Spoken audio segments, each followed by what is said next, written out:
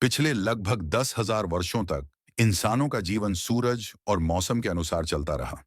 औजार इंसान के हाथों का ही विस्तार थे और ताकत का स्रोत, घोड़े की शक्ति, नदी का बहाव या हवा की दिशा तक ही सीमित था। साल 1700 का एक व्यापारी भी लगभग उसी तरह जीता था जैसे प्राचीन रोम का व्यापारी। उस समय हर चीज हाथ से बनाई जाती थी, उत्पादन स्थानीय होता था और संसाधन सीमित थे। लेकिन 18वीं सदी के अंत में खनिजों और नमी से भरपूर ब्रिटेन की धरती पर यह पुरानी व्यवस्था टूटने लगी। इंसानों ने पहली बार धरती के भीतर छिपी ऊर्जा, खासकर कोयले, से ताकत निकालना सीखा और उसे बड़े पैमाने पर इस्तेमाल किया। इसी बदलाव को औद्योगिक क्रांति कहा जाता है। यह क्रांति लगभग 1760 के आसपास शुरू हुई और धीरे धीरे यूरोप व अमेरिका तक फैल गई। इस दौर में हाथ से काम करने की जगह मशीनों ने ले ली और मानव जाति ने लाखों वर्षों से जमा ऊर्जा का उपयोग कर एक नई सभ्यता की नींव रखी। 18वीं सदी के मध्य में ग्रेट ब्रिटेन दुनिया का सबसे बड़ा व्यापारिक देश था। उसका साम्राज्य कैरेबियन से लेकर भारत तक फैला हुआ था और यह व्यापारियों, उद्योगपतियों व विचारकों का देश था। लेकिन सबसे अहम बात यह थी कि ब्रिटेन के पास कोयले का विशाल भंडार था। यही संसाधन और मजबूत उद्यमी सोच मिलकर औद्योगिक क्रांति की आग बने। इस क्रांति के पीछे कुछ मुख्य कारण थे। पहला, कृषि में भारी प्रगति। बीज बोने की मशीन और लोहे के हल जैसे औजारों से कम लोगों में ज्यादा भोजन पैदा होने लगा, जिससे बहुत से लोग खेती छोड़कर काम की तलाश में निकल आए। दूसरा, राजनीतिक स्थिरता और मजबूत कानून व्यवस्था। ब्रिटेन में संपत्ति की सुरक्षा थी और कंपनियां बनाना आसान था, जिससे व्यापार और उद्योग तेजी से आगे बढ़ सके। तीसरा कारण भौगोलिक लाभ था। ब्रिटेन एक द्वीप देश था जिसके चारों ओर समुद्र था और अंदर की ओर चलने योग्य नदियां थीं। इससे सामान को एक जगह से दूसरी जगह पहुंचाना बहुत आसान और सस्ता हो गया। चौथा कारण 17वीं सदी की वैज्ञानिक क्रांति थी, जिसने लोगों में प्रयोग करने, नई खोज करने और नई तकनीक अपनाने की सोच पैदा की। पांचवां और सबसे खास कारण था महंगी मजदूरी और सस्ती ऊर्जा का मेल। ब्रिटेन में मजदूर रखना महंगा था, लेकिन कोयला बहुत सस्ता मिलता था। इस वजह से ऐसी मशीनें बनाना फायदेमंद हो गया जो इंसानों का काम कर सकें। कारखानों के आने से पहले पुटिंग आउट सिस्टम चलता था। लंकाशायर जैसे इलाकों के छोटे छोटे गांवों में परिवार अपने घरों में ही काम करते थे। महिलाएं ऊन या कपास से धागा काटती थीं और पुरुष हाथ की करघों पर कपड़ा बुनते थे। यह जीवन बहुत धीमा और घरेलू था, लेकिन धीरे धीरे कपड़ों की मांग बहुत तेजी से बढ़ने लगी। ब्रिटेन को कपास से बने कपड़े, जिन्हें सफेद सोना कहा जाता था, बहुत पसंद आने लगे। शुरुआत में ब्रिटेन भारत के बारीक हाथ से बने कपड़ों का मुकाबला नहीं कर पा रहा था, क्योंकि भारत में मजदूरी 5 गुना सस्ती थी और गुणवत्ता भी बेहतरीन थी। भारतीय कपड़ों से अपने उद्योग को बचाने के लिए ब्रिटिश सरकार ने कैलिको एक्ट्स नाम के कानून बनाए। लेकिन इन कानूनों से व्यापार रुका नहीं, बल्कि ब्रिटिश उद्योगपतियों को नई तकनीकें बनाने की मजबूरी हो गई। उन्हें ऐसा तरीका चाहिए था जिससे कपड़ा और तेजी से और सस्ते में बनाया जा सके। इस बदलाव की पहली कड़ी 1733 में पड़ी, जब जॉन के ने फ्लाइंग शटल का आविष्कार किया। इस छोटे से उपकरण ने बुनकर की उत्पादन क्षमता को दोगुना कर दिया। लेकिन इससे एक नई समस्या पैदा हो गई। अब करघों के लिए पर्याप्त धागा नहीं मिल पा रहा था। एक बुनकर के लिए लगभग 8 काटने वालों की जरूरत पड़ती थी। यह समस्या कई सालों तक बनी रही, जब तक जेम्स हारग्रीव्स ने स्पिनिंग जेनी नाम की मशीन नहीं बनाई। इस लकड़ी की मशीन से एक ही व्यक्ति एक साथ कई धागे काट सकता था और यहीं से कपड़ा उद्योग में तेज बदलाव शुरू हो गया।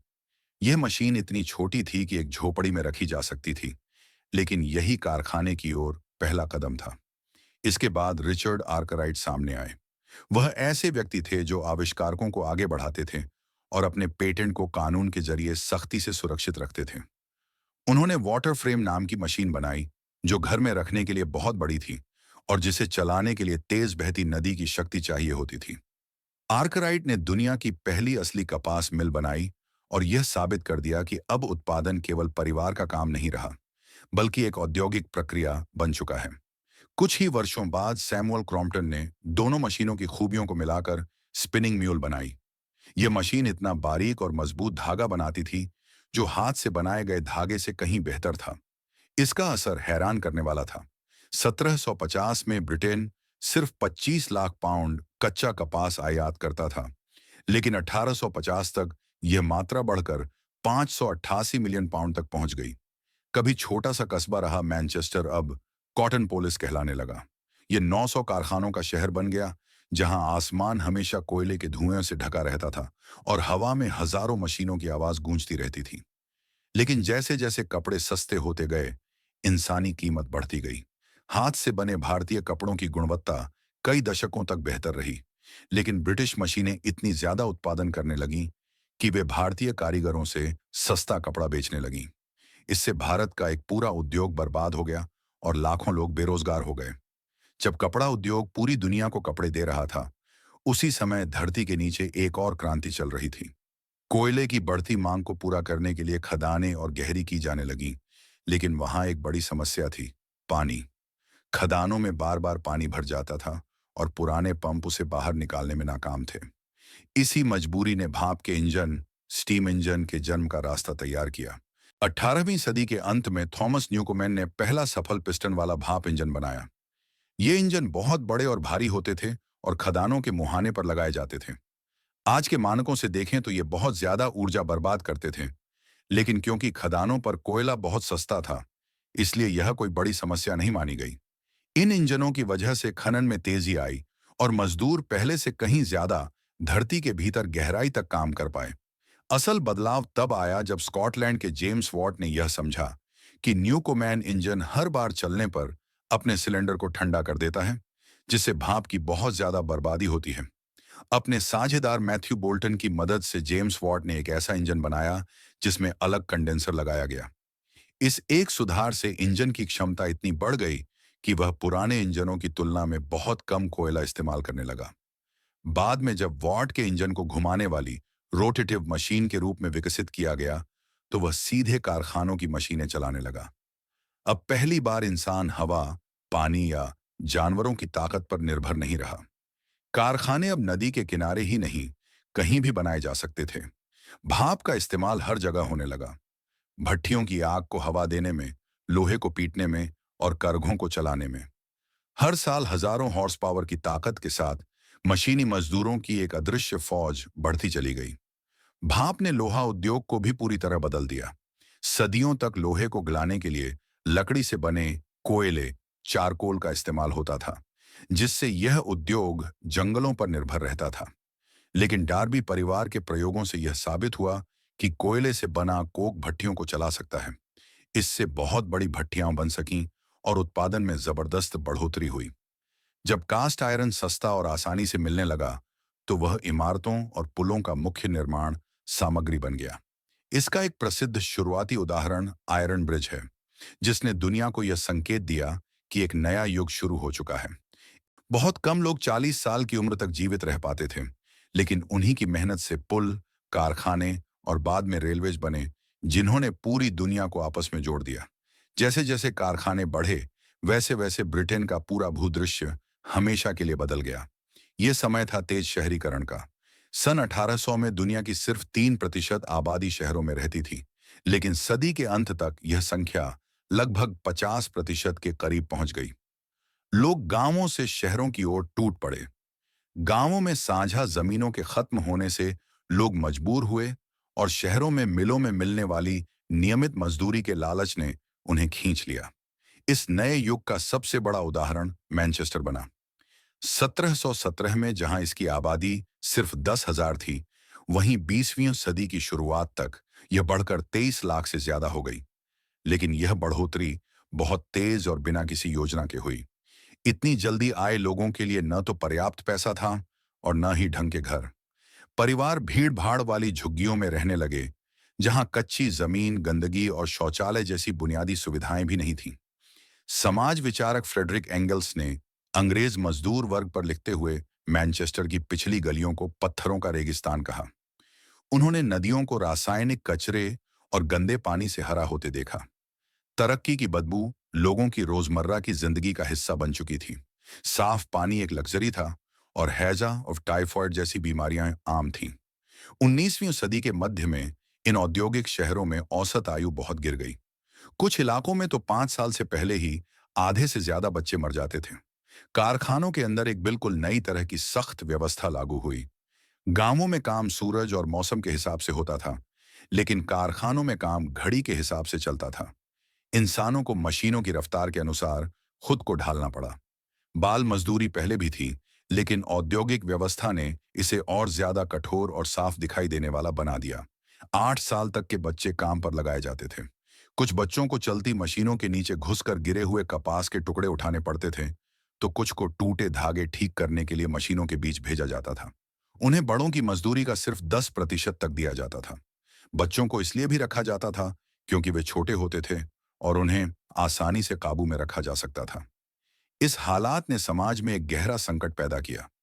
इसी के कारण पहली बार बाल मजदूरी के खिलाफ कानून यानी फैक्ट्री एक्ट्स बनाए गए। इन कानूनों ने काम के घंटों को सीमित किया और धीरे धीरे बच्चों को कारखानों से निकालकर स्कूलों की ओर भेजने की प्रक्रिया शुरू हुई। कठिनाइयों के बावजूद औद्योगिक क्रांति ने एक नया और बड़ा मध्यम वर्ग भी पैदा किया। पहली बार समाज में व्यापारियों, क्लर्कों, सुपरवाइजरों और इंजीनियरों की संख्या तेजी से बढ़ी। ये लोग आरामदायक घरों में रहते थे, जिनमें कालीन, शीशे और नए तरह के उपभोक्ता सामान होते थे। यही लोग एक नई उपभोक्ता क्रांति के केंद्र बने, जहां कभी लग्जरी मानी जाने वाली चीजें जैसे चीनी, चाय, कॉफी और वेजवुड की बढ़िया चीनी मिट्टी के बर्तन अब शहरों के अमीर वर्ग के लिए आसानी से उपलब्ध होने लगे। जैसे जैसे उत्पादन बढ़ा, वैसे वैसे कीचड़ भरी सड़कों और धीमी नदी नौकाओं की पुरानी व्यवस्था नाकाफी साबित होने लगी। औद्योगिक क्रांति को कोयला, लोहा और कपास जैसे भारी सामान को तेज और सस्ते तरीके से एक जगह से दूसरी जगह पहुंचाने की जरूरत थी। सबसे पहले नहरों का युग आया। ब्रिज वाटर कैनाल जैसी बड़ी परियोजनाओं ने दिखा दिया कि पानी के रास्ते कोयला ढोना जमीन के मुकाबले कहीं ज्यादा सस्ता और असरदार है। इसका असर इतना तेज था कि बड़े शहरों में कोयले की कीमतें लगभग आधी हो गईं। इस सफलता से नहर निर्माण की होड़ शुरू हो गई और बड़े औद्योगिक शहर आपस में जुड़ने लगे। एक ही घोड़ा अब ऐसी नाव खींच सकता था जिसमें गाड़ी से कई गुना ज्यादा वजन लदा होता था। लेकिन जल्द ही नहरों को इस युग के सबसे मशहूर आविष्कार ने पीछे छोड़ दिया, रेलवे। रेलवे 3 अहम कारणों से संभव हुई। पडलिंग से बना सस्ता लोहा, उसे आकार देने वाली रोलिंग मिल और उच्च दबाव वाला भाप इंजन। रिचर्ड ट्रेविथिक और जॉर्ज स्टीफेंसन जैसे नव प्रवर्तकों ने समझ लिया कि अगर भाप इंजन को पहियों पर रखकर लोहे की पटरियों पर चलाया जाए, तो भारी सामान को ऐसी रफ्तार से ले जाया जा सकता है जैसी दुनिया ने पहले कभी नहीं देखी थी। लिवरपूल और मैनचेस्टर के बीच पहली शहर से शहर रेलवे लाइन का उद्घाटन एक बड़ा उत्सव बन गया। इसने तेजी से बढ़ते औद्योगिक शहर को एक वैश्विक बंदरगाह से जोड़ दिया। अब लोग शहरों के बीच दिनों की बजाय घंटों में यात्रा कर सकते थे। रेलवे ने गांवों की अलग थलग दुनिया को तोड़ा, भाप की रफ्तार से विचारों को फैलाया और रोजगार के विशाल नए अवसर पैदा किए। समुद्रों पर भी भाप ने वही काम किया जो जमीन पर रेल ने किया था। हालांकि पाल वाले जहाजों की तकनीक पहले ही बेहतर हो चुकी थी, लेकिन भाप के जहाजों के आने से अब वैश्विक व्यापार पूरी तरह हवा पर निर्भर नहीं रहा। दुनिया मानो छोटी होती जा रही थी। अब एक व्यापारी माल की आवाजाही को इतनी सटीकता से समझ और नियंत्रित कर सकता था, जिसकी कल्पना एक पीढ़ी पहले भी नहीं की जा सकती थी। कई दशकों तक ब्रिटेन ने अपनी औद्योगिक तकनीक को अपने तक सीमित रखने की कोशिश की। कुशल मजदूरों के विदेश जाने और मशीनों के निर्यात पर कानून बनाए गए, लेकिन यह आग रोकी नहीं जा सकी। ब्रिटिश उद्योगपति अपना कारोबार फैलाना चाहते थे और दूसरे देश इस दौड़ में पीछे नहीं रहना चाहते थे। बेल्जियम औद्योगिकरण करने वाला दूसरा देश बना, क्योंकि वहां वालोनिया क्षेत्र में कोयले के बड़े भंडार थे। यह इलाका बहुत तेजी से बदल गया। इंग्लैंड से आए इंजीनियरों ने ऐसे बड़े कारखाने बनाए जहां कच्चे माल से लेकर तैयार भाप इंजन तक सब कुछ एक ही जगह बनता था। 19वीं सदी के मध्य तक यह इलाका उत्तरी इंग्लैंड की औद्योगिक घाटियों जैसा दिखने लगा। फ्रांस में औद्योगिक क्रांति थोड़ी धीमी लेकिन स्थिर रही। फ्रांसीसी इतिहासकार मानते हैं कि वहां कोई एक तेज शुरुआत नहीं हुई, बल्कि 18वीं और 19वीं सदी में धीरे धीरे विकास हुआ। जर्मनी की कहानी अलग थी। वह कई छोटे छोटे राज्यों में बंटा हुआ था और वहां एक बड़ा साझा बाजार नहीं था, लेकिन रेलवे निर्माण ने बड़ा बदलाव ला दिया। रेल मार्गों ने बड़े शहरों को जोड़ा और इस्पात की भारी मांग पैदा की। जर्मनी के एकीकरण तक रूर घाटी भारी उद्योग का बड़ा केंद्र बन चुकी थी और आगे चलकर रसायन उद्योग में दुनिया की अगुआ बनी। अटलांटिक महासागर के पार संयुक्त राज्य अमेरिका ने अपना अलग रास्ता अपनाया। शुरुआत में वह प्राकृतिक संसाधनों का उत्पादक था, लेकिन धीरे धीरे उसने भी औद्योगिकरण शुरू किया। जब ऐसे कुशल मजदूर अमेरिका पहुंचे जिन्हें ब्रिटिश मशीनों की बनावट याद थी, तो अमेरिकियों ने उसमें अपना नवाचार जोड़ा। इसे अमेरिकन सिस्टम ऑफ मैन्युफैक्चरिंग कहा गया, जिसने उत्पादन को और तेज, सस्ता और मानकीकृत बना दिया। यह बदलाव इंटरचेंजेबल पार्ट्स यानी एक जैसे पुर्जों के विकास से और तेज हुआ। अब हर चीज हाथ से अलग अलग बनाने के बजाय मशीनें बिल्कुल एक जैसे और सटीक धातु के पुर्जे बनाने लगीं। इससे बड़े पैमाने पर उत्पादन संभव हुआ, जैसा दुनिया ने पहले कभी नहीं देखा था। यह क्रांति सिर्फ पश्चिम तक ही सीमित नहीं रही, पूर्वी देशों में भी इसका असर दिखने लगा। मेजी पुनर्स्थापना के बाद जापान ने जानबूझकर पश्चिम की बराबरी करने का फैसला किया। सरकार ने रेलवेज बनाई, सड़कों को बेहतर किया और आधुनिक इस्पात व कपड़ा कारखानों को समर्थन दिया। हजारों छात्रों को आधुनिक विज्ञान और तकनीक सीखने के लिए विदेश भेजा गया। सदी के अंत तक जापान एक सामंती समाज से बदलकर एक आधुनिक औद्योगिक शक्ति बन चुका था, लेकिन हर किसी ने इस नए युग का स्वागत नहीं किया। कई कारीगरों के लिए औद्योगिक क्रांति एक बड़ी तबाही थी। कुशल बुनकर, जिन्होंने सालों मेहनत करके अपना हुनर सीखा था, मशीनों से मुकाबला नहीं कर पाए। इसी निराशा से लुडाइट आंदोलन पैदा हुआ, जिसमें मजदूर कारखानों में घुसकर उन मशीनों को तोड़ने लगे जिन्होंने उनकी रोजी रोटी छीन ली थी। सरकार ने नए उद्योगों की रक्षा के लिए कड़ी ताकत का इस्तेमाल किया। गांवों में भी मजदूरों ने अनाज काटने वाली मशीनों को नष्ट किया, क्योंकि वे उनके काम को बेकार बना रही थीं। ये सब पुरानी दुनिया के खत्म होने की चीखें थीं। इसी अशांति के बीच एक नई सोच ने जन्म लिया, मजदूर संगठन। कामगारों ने समझ लिया कि एक आदमी अकेला कुछ नहीं कर सकता, लेकिन हजारों मजदूर मिलकर उत्पादन रोक सकते हैं। शुरू में कानूनों ने यूनियनों पर रोक लगाई, लेकिन धीरे धीरे उन्हें हड़ताल करने का अधिकार मिला। इससे मजदूरी और काम की परिस्थितियों में सुधार हुआ। विचारों की दुनिया में भी इस क्रांति ने बड़ी बहस छेड़ दी। कार्ल मार्क्स जैसे विचारकों ने मैनचेस्टर के कारखानों को देखा और उन्हें शोषण की ऐसी व्यवस्था लगी जो आगे चलकर समाज में बड़े बदलाव लाएगी। दूसरी ओर रोमांटिक विचारधारा के कवि, लेखक और कलाकार इन अंधेरी शैतानी मिलों को देखकर सिहर उठे। उन्हें प्रकृति और पारंपरिक ग्रामीण जीवन के नष्ट होने का दुख था। वे मशीनों के मुकाबले मानवीय भावना और आत्मा को ज्यादा महत्वपूर्ण मानते थे। इसी दौरान पर्यावरण भी मानो विरोध करने लगा। आधुनिक पर्यावरण आंदोलन की शुरुआत 19वीं सदी में फैले धुएं और प्रदूषण के खिलाफ प्रतिक्रिया से हुई। धीरे धीरे ऐसे कानून बनाए गए जिनसे रासायनिक कारखानों से निकलने वाली जहरीली गैसों पर नियंत्रण लगाया जा सके। वैज्ञानिकों ने यह भी समझना शुरू किया कि गंदा पानी और बीमारियों के बीच गहरा संबंध है। इसके बाद बड़े पैमाने पर सीवेज सिस्टम बनाए गए ताकि गंदा पानी उन नदियों से दूर ले जाया जा सके जो खुली नालियों में बदल चुकी थीं। 19वीं सदी के मध्य तक पहली औद्योगिक क्रांति परिपक्व हो चुकी थी, लेकिन तभी एक दूसरी लहर आने वाली थी। यह नई क्रांति लोहे और भाप से नहीं, बल्कि स्टील, रसायन और बिजली से पहचानी जाने वाली थी। बेसेमर प्रक्रिया के आविष्कार से स्टील का बड़े पैमाने पर उत्पादन संभव हुआ। स्टील लोहे से ज्यादा मजबूत और लचीला था, जिससे गगनचुंबी इमारतों और विशाल औद्योगिक कंपनियों का निर्माण संभव हो सका। इस दौरान पेट्रोलियम ने धीरे धीरे कोयले की जगह लेनी शुरू की और आंतरिक दहन इंजन ने ऑटोमोबाइल उद्योग का रास्ता खोल दिया। बिजली अपने साथ एक नई तरह का जादू लेकर आई। गैस लाइटिंग, जिसकी मदद से कारखाने देर रात तक चलते थे, अब बिजली के ग्रिड से बदल गई। शहरों की जिंदगी अब 24 घंटे चलने वाली बन गई। इसी के साथ बड़े पैमाने पर उपभोग का युग शुरू हुआ। खरीदारी अब सिर्फ जरूरत नहीं, बल्कि एक सामाजिक गतिविधि बन गई।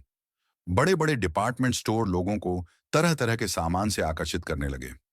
दुनिया अब इलेक्ट्रिक टेलीग्राफ से जुड़ चुकी थी और आम लोगों के लिए साहित्य पहले से कहीं ज्यादा बड़े पैमाने पर फैलने लगा। पहली बार आय और जनसंख्या में लगातार बढ़ोतरी होने लगी। लेकिन यह क्रांति सिर्फ उत्पादन की नहीं थी, बल्कि इसने मानव समाज को चलाने के लिए नए विचारों की भी मांग की। हमारी धरती का रूप हमेशा के लिए बदल गया। शांत हरे भरे खेतों की जगह अब जाल जैसी बसी हुई शहरों और लोहे की नसों जैसे रेल मार्गों ने ले ली। 18वीं सदी की यह विरासत हमारी आधुनिक जिंदगी के डीएनए में बसी हुई है। हम उसी पहली कोयले से जली चिंगारी की सीधी संतान हैं। औद्योगिक क्रांति ने सिर्फ शहर ही नहीं बनाए, बल्कि इसने यह भी बदल दिया कि इंसान होने का मतलब क्या है। हम मौसम की धीमी गति के अनुसार जीने वाली जाति से बदलकर ऐसी जाति बन गए जो दुनिया से मशीनों की रफ्तार से चलने की उम्मीद करती है। हमें सुविधा और तेजी से भरी एक अद्भुत दुनिया मिली है, लेकिन साथ ही हम पर्यावरण और सामाजिक समस्याओं का बोझ भी उठाए हुए हैं जो इस प्रगति ने छोड़ी है। औद्योग यदि वीडियो पसंद आई हो तो वीडियो को लाइक और चैनल को सब्सक्राइब जरूर करना। घंटों की मेहनत और रिसर्च के बाद हम इस प्रकार की वीडियो को बना पाते हैं।